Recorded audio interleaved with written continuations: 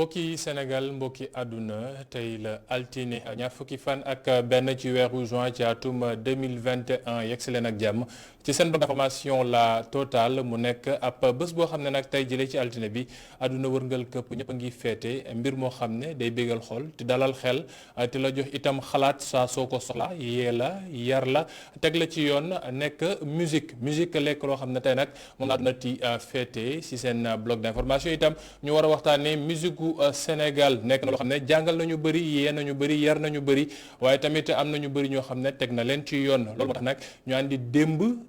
ak kii ci doyen Jules Guèye nekk artiste compositeur nekk ko xam ne ñëpp ràññee nañ ko ci scène musicale bu Sénégal doyen Jules ñu nuyu la dal la jàmm ci plateau bi. waaw Sam maa ngi lay fay di kontaan si invitation bi parce que te moom c'est un jour spécial. oui. jour boo xam ni c'est vraiment destiné à la musique.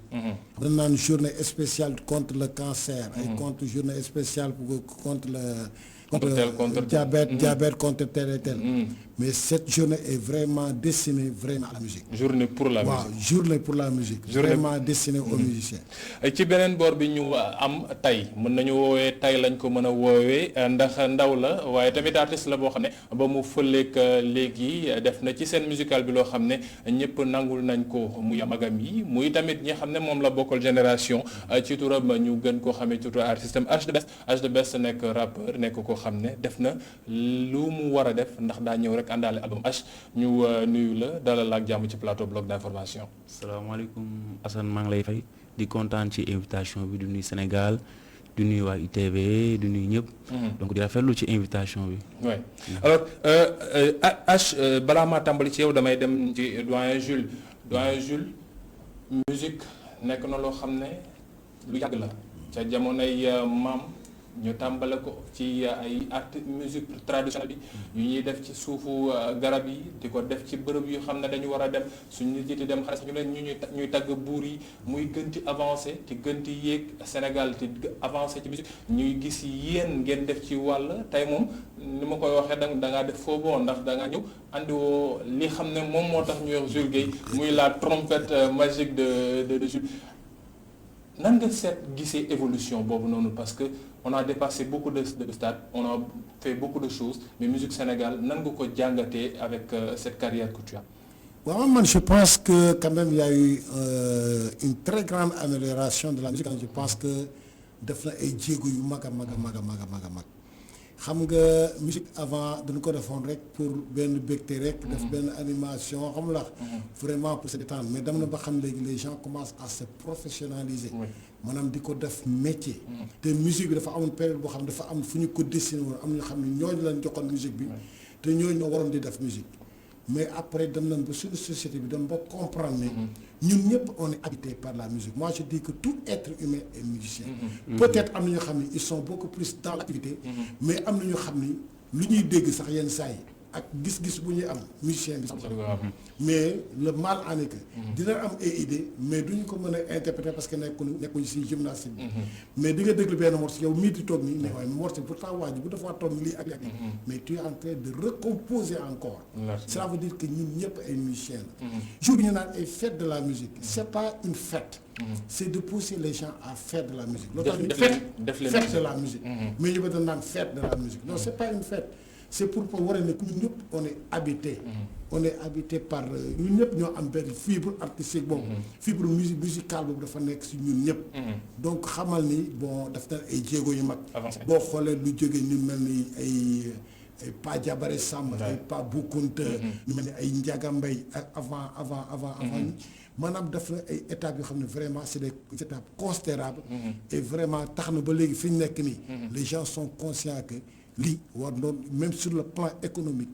ça peut beaucoup apporter man la bu war a mën a andi dara. yow nu mu ko waxee nekk na musique loo xam ne histoire la dafa am nu avancé yow ñu gis la nga dugg ci bon si histoire yi ñu am da ngaa xeex ba dugg ci musique. da ngaa xeex ba dugg ci musique. ba ñu nangul la ne carrière la am na loo ci bëgg. comment est-ce que tu as su que ne yow lii mooy sa yoon du jàng bi wala du football bi wala du basket bi mais nga ni musique mooy loo xam ne moom laa war a def. bon voilà comme ni nga ko waxee xeex la nekk woon benn affaire boo xamante ni bon mun nga am amour bi parce que man dama màgg ci milieu musique su ma waxee dama màgg ci milieu musique mooy sama papa musicien la woon bassiste la woon nekkoon ci benn groupe reggae ñoominka bi donc ma doon am samay oncle yoo xamante dañ naan nekk sama kër daan jouer musique guitare piano et bu ma commencé xàmmee si laa commencé di fontoo musique dama doon jàngi samay kayee sax ay lyrics laas doom bindaat ay woy jàmbur di ko wayaat donc amour mi ngi woon ci man donc avant may décider ne vraiment musique laa waroon def xaw ma woon sax c'était juste benn affaire boo xam ne dama ko doon foowee et que bëggoon naa dem jàng musique mais amoon possibilité dem jàng musique parce que samay parents benn instant d'accord ñu woon et que au départ ñoom jàng ba duñ doon gis bu ma daan toog ñoom naa leen musique laa bëgg jàngi musique laa bëgg suivre dañ mel ne non concentré wu ses études donc benn moyen laa amoon muy def rap te rap peut-être moo ma gën a yomb parce que dama daan génn ci mbedd bi daan ko fa fekk yàlla def mu am benn centre bu nekk sama koñ mi Guédiawaye hip hop gars yi commencé def ay formation beat making mooy musique assistée par ordinateur may gis gars yi di def ay cercle di def freestyle man bu ma ñëwee seetaan benn yoon ñaari yoon ma ne mais lii mën naa ko et man ko yàgg naa ko def donc am benn jour boo xamante ne dem si yàlla Sarenzo mooy Malick Sarr moom ñoom membre fondateur J-Pop la ñëw na ma kaay jël micro bi yow chaque jour ma gis la nga toog di kebetu kaay bu ma joxee micro bi ma commencé et vraiment gars yi commencé di apprécier li may def donc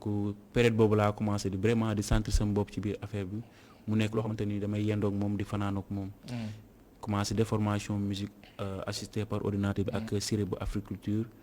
quelque temps après mu ne bon il faut que ma am machine ordinateur te pour am ordinateur boobu noonu sacrifice bu rëy la woon mooy que ni amoo moyen boo ko jëndee te nangu ñu la ko jëndal dafa nga am ko pour mën a avancer donc noonu laa ko commencé di dajale dernièrement bu ma koy matal mooy sama paiement école laa jël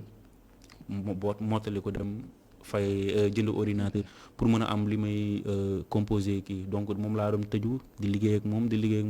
bay 2013 2014 jàpp bon 2015 quoi si la commencé di dugg studio di enregistrer si la enregistré sama premier single mu génn mu nekk single boo xamante ne da ngay tesante gars yi génn naa benn son envoyé leen ko par Bluetooth ñuy déglu donc ma gis ni gars yi ñu ngi apprécier liggéey bi et que voilà quoi si la commencé na lii vraiment dinaa ko def métti woon na parce que da nga daan dem concert ñëw ñu tëj buntu kër gi nga nekk foofu noonu di négocier pour dugg wala nga xëy ñu xotti say texte yëpp maire bi doon def affaire yooyu noonu mais 2017 ma dem benn concours bu ñuy wax Flow Up et concours boobu je pense que moo tijji samay affaire et puis moo tax waa kër gi nangu parce que bu ma demee ba final maire bi génnoon benn jour ñëw fekk koñ bi fees dell comprendre laajte ñu ne ko sa doom bi moo dem final benn concours boo xam ne boo gañee dina si am 3 millions mu ne bon mu ñu koñ bi yëpp fees mais comme mbër bi bëree quoi ñëw ñu teg kaar yi dem bu ma demee ñëw yàlla def gañewu ma affaire bi métti woon na ma parce que jooy naa def naa lu ne en ce moment là si la comprendre que ni kii vraiment lii la bëgg donc mu commencé di négocier ak man donc def ko mais jàngal donc moom nekk di def ñaari affaires yi yàlla dem na ba musique bu ëpp doole mooy ma dem ba commencé di vraiment di ci gis sama bopp après ma ok bàyyi ma vraiment focus ci yoon bi yoonu musique la yes lu tax rap parce que même su fekkee on dit da ngay def rap mais ce style bi nga am ci côté rap ak lu njëkk ñi ñeneen ñi lu ñuy def ndax soo mën nga ko tegal benn grand mun na non booy bi lu muy def c'est différent ak ñu fi def lu tax nga jël yoon boobu da ngaa gis ne tu veux mieux faire pour pouvoir aller vers l'étranger pour mën a exporter sa musique wala da nga jàpp ne c'est la mode loolu la ñëpp di def bon bu may def rap parce que moom rek laa amoon possibilité def bëggoon naa musique bëggoon naa dem jàngi instrument bëggoon naa jàngi yenn affaire bi mais amoon sens bi pour dem def ko donc rap laa amoon sens su def ko parce que dama doon génn di sant ak ay rappeurs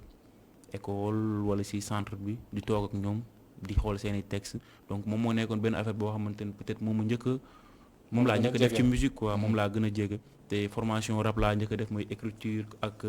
Djily Bagdad bu 5e grand bu ma defee commencé di def rap commencé di si boole samay affaire ay mélodie di wayantu donc bu may def rap ba gars yi commencé ne da nga commencé ndiroog diw wala nga ndiroog diw si laa ne ok donc am na beneen liggéey bu ci nekk mooy il faut que ma démarqué wu il faut que ma def sama yëfu bopp foog ma def loo xamante ne H the best lay doon du doon diw du doon keneen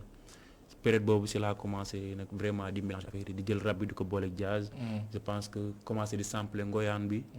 ak hip hop bi si laa jëlee son Souleymane Faye sampler ko mu nekk sama premier album jaar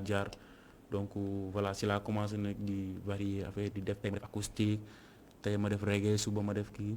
bon ba pour instant bi je pense que gars yi si côté musical bi ci lañ gën a d'accord affaire de rap bi quoi. mais hip hop moo nekk base la parce que am na lu bëri lu ma dimbalee benn mooy écriture bi parce que am na lu mu def ci man ci côté bind. donc mun naa ne sama base la quoi. sa base je pense que su génnee ci samay affaire rek moom mu jéematu. Grand Jules lu jëm ci musique Sénégal ndax ñëpp léegi dañ ko jàpp yow ni nga ko waxee Sénégal xel yi décomplexé nañu ba jàpp nañ ne nekkutul ñenn ñi rek ñoo ko war a def képp koo xam ne yeewu nga peut-être jàng nga wala nga toog am loo xam ne def nga ko sa xel rek mën nga dugg ci biir musique bi mais comment est-ce qu'on peut faire pour que ñu mën ko formaliser wala ñu mën a xool nan lañ koy tegee ci règle ndax c'est vrai milieu de la culture kenn mënul wax diw kenn dañuy tere nit yi dugg ci mais nan la ñuy def ba mu nekk loo xam ne dina nourrir nit ki nit ñi mën cee gis seen bopp te mu nekk luy jëriñ itam. xam nga on a un métier boo xam ni c'est un métier qui est trop accessible. C'est le métier le plus démocratique des métiers. Par exemple moom il l'a bien expliqué. moom il voulait faire la musique, il voulait faire une formation, apprendre la musique. mais xamoon na ni pratiquement c'était pas aussi facile. mais par exemple ça ne l'a pas empêché que bu génnee nit ñi ñu ngi woy ñii ñu ngi rap mën a am na loo xam ne c'était beaucoup plus accessible. rap bi c'est accessible. donc pour te dire que en musique bul bañal kenn lu muy def. parce que moi je dis que en musique amul une petite musique ou bien une grande musique. musique yëpp màgg. lu am solo mooy kan moo koy def kan mooy tailleur bi kan mooy ñaw. mi ngi mel ni benn morceau tuuti da nga jox ko fukki tailleur ngeen ku nekk ñawal. mais il faut pas réglementer ndax léegi tamit da ngay gis nit koo xam ne day jug ñëw jël micro wax lu ko neex ñu ne noo artiste la. d'accord mais wax lu ko neex loolu. nan la ko nit ñi déggee parce que am na ñu ko émettre. donc vous avez une part de responsabilité. que ça soit les radios les télévisions. une très grande part de responsabilité. loo tax ma ni aussi mënoo toog ni damay jéem a épurer affaire bi. déedéet loo mën a def mooy il faut être sélectif. da ngay xool ni lii am na une valeur musicale. parce que aussi nit ku nekk mën a créer parce que morceau musique c'est pas difficile. c'est un sujet un verbe un complément. lii lay tàmbalee lii lay def si digg bi lii lay tëjee. comprendre. et léegi chacun peut faire sa musique yow personnellement. fu la neexee rek fi nekk fais ta musique. te boo ko yóbbee même BSDA nga def laaba daaba diiba paparaaba duube pa mais boo ko yóbbee kenn du ko refuser. c'est une création. mais quelle est sa valeur artistique. donc léegi nag te BSDA tamit nekk fa nekk gendarme musique. xam nga forcément mënoo jouer au policier quoi. maanaam c'est une création forcément dañ koy accepter. mais lu am solo mooy il faut quand même revoir les diffusions parce que diffuseurs yi aussi doon si am une part de responsabilité. parce que yenn saa yi da ngay gis loo xam ne dañ koy bëgg a teg foo xam ni. da lay wóor ne déjà. au niveau des tonalités. waa ji lu muy il n'est pas dans la tonalité. waa ji xamul tempo waa ji xamul cycle. xam la te dafa am ñetti choses yoo xam ni tamit il faut que ñu comprendre. un musicien tu ne peux pas faire la musique et nga bëgg ko def un métier. sans pour autant nga ni kat lii am naa ko mais nagal sax ma jàng ko xam ne lii mooy gaam. kenn day ñëw wooye léegi ni benn morceau nga jël morceau bi defal ko ak moom suba ngeen ko kay répété waat morceau bi. nga gis ko gàmmu ko mu dem di woyaat feneen. c'est parce que amul éducation musicale. loo tax l'éducation musicale elle est importante. connaître les tonalités xam lan mooy tonalité yi xam lan mooy les tons voisins. xam le système du chromatisme. xam lan mooy ay accord de cinquième accord de septième. loolu du dara nit ki dina ko def sax yenn saa yi ñu ko mais booy li nga def nice na mais il a des problèmes de l'expliquer. parce que du njàng mi des. njàng mi nag du forcément aller au conservatoire. di ko fréquenter ku mel ni Vieux Macfay c'est un bon guitariste. mun nga ñëw rencontrer ku mel ni par exemple un bon pianiste. yooyu yëpp da lay jàngal parce que une voix c'est comme un instrument. une fois war nga mën def toutes les tonalités. majeur mineur ak lu yëpp war nga ko mën a. en Europe la aussi conservatoire c'est ça. nit ki day ñëw doon woykat ñu ko defal gamme de ré mooy woyal la ré. defal gamme dafa defal la ko mais pourquoi on refuse d'apprendre ba pare encore une chose comme je le dis souvent nañu éviter naan non bon musique bi xam nga rek il faut nga géwéle wala kii. ñang bi il faut nga jàng. il faut quand même accepter que la musique c'est une science. la musique elle est mathématique. foo gisee une ronde gis fa des croches. gis fa ay double croche gis fa ay trio gis fa ay quartet. calcul la ba mu ay calcul la man mun naa jouer morceau boo xam ne du ma ko ma gis. damay ñëw rek jàppee kaay ma morceau bi lii la envoyé ko dama koy xool rapidement man jël naa sama part joué naa ko te man répété ma ak gars yi. par rapport ak li mu wax léegi mooy jege musiciens yi. parce que léegi artistes yi ñu ci bëri dañuy toog ci biir nekk jël lépp lu ñuy def dóor ko ak seen ay ordinateur mu avancé mu jeex. est-ce que il est pas temps quelquefois ngeen di jege musiciens yi pour mënti jàng par rapport ak notes yi par rapport ak gamme yi par rapport ak rythme yi ngeen war a def. ak ni ngeen ko war a mën a waye loolu est-ce que c'est pas benn mbir moo xam ne waruñu ko dépasser. effectivement lu paa bi fa dem si d'accord donc loolu moo waral dibéer parce que tey loolu moo waral ñun suñu génération bi benn xas la ñuy dégg mooy yéen ñëpp la ñu def parce que ñun ñëpp même affaire bi la ñu daan def mooy toog seen biir comme ni nga koy waxee toog sa biir nekk def musique assistée par ordinateur parce que foofu am na lépp quoi éléments yi ngay soxla yëpp am na ko mais bu yàggee day mujj matoon day dem bay nekk même affaire yi donc oui da ciy baax nga xam li nga def am culture générale bi jege ña nga xamante ni boo ko mënul jàng parce que musique moo nekk benn affaire boo xamante ni oui ñëpp mën nañ ko def comme ni ki paa bi waxee mooy que analphabète bi mën na ko def tout ñëpp mën nañ ko def parce que déjà dafa am benn affaire boo xamante ne muy déggi daaj bi tempo bi muy loolu boo ci nekkee mooy si rythme boobu noonu après leneen la ci des yëpp mooy li ngay jëli quoi mooy li nga xamante ne peut-être sa sopp moo la koy may ak sa gëstu man par exemple bu ma defee sama album Million Flow mooy moom nga njëkk génne laata dibeer bi di ñëw Million Flow oui c'est lañ ma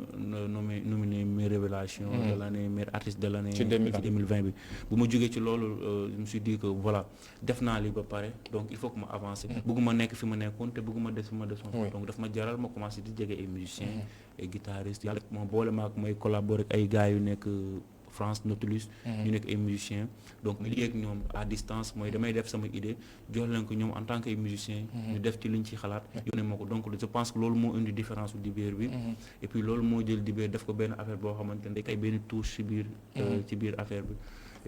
par rapport ak dibeer suñ ci xawee taxaw tuuti ndax Million Flow ni nga ko waxee peut-être bon ba ngay dooyaa di génn boobu révélation bi ñëpp ñoo ngi doon wax H da doon def rap la doon def bind beeg yëpp lu muy waxee ak yëpp sax texte yi tu sentais que ne c'était du rap mooy maanaam rap bi ñu xam mais avec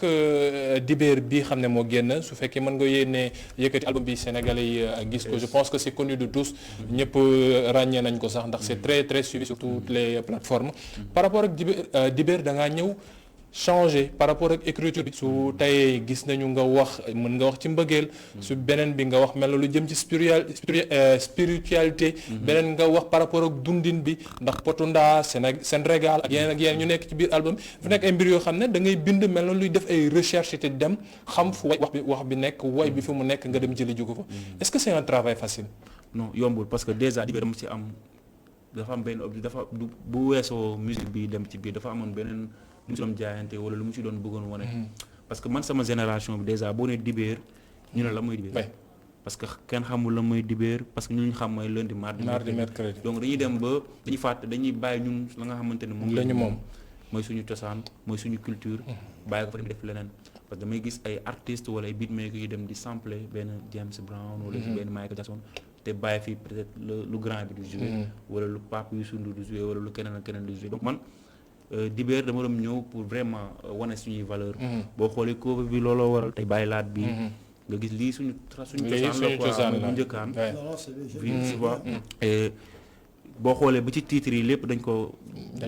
mu wolofal quoi amul daal nga xamante ni mu nekk kàllaamay réew mi waaw mu nekk kàllaamay réew mi te loolu laa bëggoon jaay au fait bu weesoo loolu bu ñëwee ci côté musique bi vraiment dafa am benn musique boo xam ne dafay amoon démb du ma ne damay topp ci lu fi amoon démb parce que oui ku si nekk yaay créer sa histoire boobu man dama ñëw pour créer sama histoire boobu pas ñëw pour jaar fu grand Jules jaar wala fu Pape Youssou Ndour jaar wala fu keneen jaar dama ñëw pour créer sama wéy boobu et donc dafa am lu ma xool démb xool ko ci diggante mooy ci évolution musique sénégalaise la quoi musique bi dafa amoon fu muy tolloon amoon benn niveau boo xamante ni fa woon donc looloo waraloon tey suñu musique daan génn ba tubaab bi mën ko déglu keneen ak keneen mën ko déglu ñu dem ba benn période boo xamante ni dafa mel ne affaire dafa nekk du dugg quoi di suux mooy que ni musique bi génnatul ou bien tey sénégalais bi ngay gis ñu ne dafa génn mooy koo xam ne dafa dem ba à l'extérieur dem def musique foog nga tubaab bi wër ko teg ko ci benn kii mu def musique boo xamante ni ñoom dinañ ko mën a consommer te pourtant suñu paa yi dañ ko daan def fii donc loolu moo leen fi doon jëlee loolu man ci loolu laa bàyyi xel mais dañoo am benn touche. pourquoi ci écriture bi nga forcé ci histoire ak jëm ci culture ak yenn réalité alors que ne ñëpp ci ego trip la ñu nekk léegi ci rap bi nañu sànnante xeer nañu bind pour wax man la man la. ku nekk ak li la tax a jóg ci musique dafa am ñoo xam ne dañuy ñëw pour jàngale. am ñoom dañuy ñëw pour wane seen bopp. am ñoom dañuy ñëw ci musique ku si nekk ak li ban mindset bi ci demee quoi. man peut-être bu may def musique def ma ko pour succès du woon alal dama ko doon def parce que dama amoon amour bi. amoon plaisir lu fekk toog di way di def ay son bu ñu demee ba tey peut-être benn nit wala ñaari nit xam ma ci. war naa ci mën a jaamu yàlla may œuvrer pour Dieu à travers ma musique. may wax ci wane ci nga xamante ne mooy suñu valeur parce que man damaa bokk ci liy développer dama ne bokk naa ci liy développer sama ëllëg. et loolu moo waral tey su may ñëw di def dibéer dafa am benn exemple bu ma war a woon sama jeunesse quoi. mooy que ni wii fii lañ dëkk ay nit yu ñuul lañu. suñu der bu ñuul bi foog ñu fonk ko ndax ëllëg ñun la. te pour tey jii mënoo na laa ko mën a expliquer boo bàyyi wàccee sa ànd boo demee beneen ànd da nga fay fekk keneen ko fa toog. waaw da nga fay fekk keneen ko fa toog ñun Sénégal lañu am. dañu am suñu culture dafa am loo xamante ne mooy suñu démb. loolu nag bu ñu ko bàyyee jël démb keneen wala jël yëfu keneen. mooy réer nañu quoi. mooy que ñun ñëpp réer nañu dama koy wax sama gars yi tout le temps mooy que fii ak 50 ans bu deful nang dañuy gis nit ku ñuul wala sénégalais bu taxaw naan pourtant man sénégalais laa. mais parce que tubaab mu ñëw ëppale fi valeur. pourquoi parce que dañoo dem ba topp tubaab bi ci léppam. ci ni muy waxee ci ni muy doxee ci ni muy solo ñun bàyyi suñu affaire. ba nga xamante ne ñun moom la ñu bawoo te je pense que loolu mooy suñu doole. mooy suñu kàttan te oui mooy suñu lépp te bu ñu demee ba américain bi di génn ci zone am ñëw ba biir Afrique. am na oui di am lu muy wut si fii nii tey boo xoolee tey Beyoncé par exemple moom la def na album boo xamante ne lépp Afrique la. ay artistes africains la lu mu defal futur. cover bi mu def ci moto bu tund wundu. effectivement te oui loolu bu ko gars yi di ko def. te ñun ñu mën ko def am possibilité bi def ko. ba ñoom ñu ñëw gën ñu ko mooy que ni ñu ngi commencé di perte. ci loolu laa bàyyi xel. ma ne oui du ma fi nekk di def yëfu keneen li ma moom laay jël exploité ko jaay ko. li moom lay jël doyen par rapport ak exportation bi lu am solo la. fan yi ci weer yi ci at yi ñu génn plutôt sax léegi musicien sénégalais bu ci bëgg exporter soit da ngay jël son wu nigérien teg ko ci suuf wala nga jël son wu guinéen bi teg ko ci suuf wala nga dem son wu sud africain bi teg ko ci suuf mel na ñun lu ñu am muy ngoyaan bi muy trompette bi xam ne son bi ci génne c'est autre chose te mu basé ko ci ñun lu ñu am fii nii quand on n'écoute bësal li nga ci joué quand on écoute del wax ndijaay bu mujj ak ba ngay rendre hommage bi fay yooyu li nga ci joué ce sont des notes yoo xam ne mën nañoo jàpp ne suñu culture génn na ci même su fekkee ne ci instrument boo xam ne moomuñu ko lañ ko mën tuddee pourquoi ñun ñu bëgg a jëlee feneen pour mën a dugal yaakaar ko génnee. mais man je dis respect à toutes les musiques je dis respect à toutes les musiques mais dafa am loo xam ni dañu koy bàyyi et du luy avantager ni la musique ni les musiciens. Tu sais auparavant c'était beaucoup plus d'exercice. Il y avait de l'activité. Super Étoile bii ngay gis nii du ay citoyen ay programmation wala ay ñaari ñetti musiciens yi c'était des répétitions c'est des gens yoo xam doon répéter du matin au soir et c'était l'avantage même de tous les musiciens et beaucoup plus même du chanteur. Que ça soit Super Jamono guddeeg bëccëg ay répétitions la nga dégg ñu naan la par exemple ay Baaba Maal ay orchestre Baobab mais parce que loolu ñu am ay répétitions et c'était l'avantage des chanteurs parce que en répétant dañu ñëw ne booy attends mais accord bi la non yow fii ngay woyee yow xaaral mais léegi dafa am benn système boo xam ni dafa faciliter musique nigérien yooyu ngay wax noonu léegi lu ñuy def mooy dañuy dem jël musique boobu nga toog si studio programmé ko après nga ñëw rapidement woy si comme y a le cas de Sidiki Diabaté qui avait fait un concert defe naa fii Esplanade mais gars yi ba ñëwee ils étaient déçus parce que maanaam travail bu ñu def programmation yëpp mais boo koy déglu ni sa téléphone wala mais attends ça c'est différent mais ba ñu ñëwee en live one two three fa gars yi di déglu gars yi ils sont dit c'est autre chose ñoo génn parce que ñoom mënuñu woon comprendre loolu dama ni qu'on n'essaye pas de se leurrer. Maintenant qu'est-ce qu'il faut faire? Ce qu'il faut faire mooy il faut accepter il faut accepter de se former se former mooy il faut accepter que tu sois un chanteur parce que tamit musique je le dis quoi que ce soit du question nga ne damay dem conservatoire de l'artiste c'est pas un intellectuel artiste c'est un sensuel ku yëg la yow am na li nga yëg toog nga travailler ko woo benn guitariste ngeen toog nga woo benn pièce ngay toog nga ne ko mais attends mu lay woon ngay xam gaañ xam fi ngay woy ba ëllëg boo demee si benn restaurant 1 2 3 4 da ngay woy y a pas mal de musiciens yoo xam ne dinañ am tube anti mais bu ñu tegee orchestre du G c'est autre chose. c'est autre chose alors que propre musique Oui. musique dafa doon loo xam ne da ngay dem ba xam da nga koy dompte la musique c'est du bruit mais il faut savoir C'est le bruit. nekk si biir di ko daw ñu xam ne yow li nga mën te léegi nag maanaam loolu yëpp dafay Oui. parce que léegi ce n'est plus ay affaire u ay cosaan wala ay climat jaaroo kii maintenant c'est des cafés c'est des cabarets c'est des clubs de jazz ay trio la ay quartet ay quintet 1 2 3 4 nga ñëw woy gars yi dégg xam ni mais mun nga nag programme def buy def ay tube du wër le monde mais nag ñu dem la ngay def jouer ko en live ñu gis ko donc nag le fait de programme ay Nigériens ay affaires yi c'est pas mal C'est pas mal. moi je mais pense que il faut savoir s'ouvrir aussi mais mais nag identité bi aussi ñu gàdde ko Effectivement. man j'ai à travailler ak ñu mel ay Omar Basso Oui. na ko yàlla yërëm Ndeysaan. ay ñoom Pape Gora Mbaye ko yàlla yërëm ñu mel ni ay Mapenda Seck et pourtant c'était ay choix ku mel ni Penda Sarr Ouais. Penda Sarr c'est une très grande voix du Fouta yooyu yëpp c'était un choix c'était pour découvrir mais aussi avoir quand même l'envie d'écouter autre chose et de faire valoriser une musique loolu rek moo tax man moo ko def li mu wax jouer en live léegi ñëpp dañ jàpp ne seen baat yi yéen da ngeen autotune ba nit ki su waxee sax dañuy wax ne non est-ce que kii mu ak ki doon woy ak ki doon woy ak ki benn la. dañuy jël seen voix def ci ay machine la voix c'est un travail muy période. théâtre ak muy feneen ak feneen dañ lay wax ne la baat dañ nekk loo xam ne da nga koy liggéey balaa nga ko mën a teg ci kaw seen quand on entend xel ak xol baat bi baatu autotune la wala sa baat la mu weyaat ko. waayaat ko sénégalais yi ñoo ngi lay déglu question bi mën nañ ko wax dina am wax nga dafa am loo xamante ne oui studio te boo demee di prise son boobu bu ñuy wax mixer wax masteriser c'est pour seetal li ngay def quoi may ko valeur ba tey ku ko déglu mu neex parce que nopp aussi oui da nga koy moo tax gars yi di masteriser son yi quoi parce que mënoo tànk déranger nit ki dafa am ay fréquences yoo xamante ne fa la yem tey nopp paa ak nopp xale bokkul et donc booy mixer da nga koy def ci digg bi man tey dibéer bu ma koy mixer bokkul ak bu may mixer million flow bu may mixer dibéer dama ko def ci digg bi mooy parce que paa bi mën na ko déglu xale bi mën na ko déglu te loolu da cee am solo loolu mooy lu paa bi dama wax mathématique la science la calcul la donc da nga koy def de telle sorte que li ngay sa voix day am valeur mais oui damay def concert live dernièrement sorte yi ma mujjee def yëpp live band laa ko defee le 4 juin bi moo ci mujj maa ngi ko defee institut français bu Dakar bi et boo xoolee bu njëkkaan institut paay rek a fa nekkoon pour paay la woon donc bu mu ñëwee ma ne sama gars yi ñun fu ñu imposer suñu bopp si ay institut français wala yenn resto yi wala fu mu mënti doon parce que dañuy dem ba ñun bu ñuy def concert mooy playback rek la ñuy def concert te du yoon ay artistes lañu il faut que ñuy wane ne ay artistes lañu di ko jaayante di def ay répétition matin midi soir di liggéey parce que boo studio bi benn cadre la bu ndaw mais bu weesoo loolu mook live bokkuñu kañ laa ko xam mooy première fois ba may décider damay def live et oui dama sonn vraiment j'ai galéré quoi parce que répétition yi lépp métti woon ba ci jour concert bi problème bu métti la woon pour ma defoon loolu donc mais liggéey la boo xamante ne diamétralement opposé ak studio. yëkkatil le temps ñu joxaale waa journal demal bismillah. yes liggéey boo xamante ne diamétralement opposé ak studio. parce que live tey studio mën nga nekk di drop par 4 mesures par 8 mesures. non baat bi laa yëkkati xel ak xol. ma woowee ko quoi ñu jox ko téléspectateurs yi avant ñuy dem léegi parce qu'il est l'heure du journal en français. kon baa ma woy la ko suba suma yeewoo yow laa bëgg a jàkkaarlool saa suma yeewoo yow laay bëgg a njëkk a xool gént naa la guddi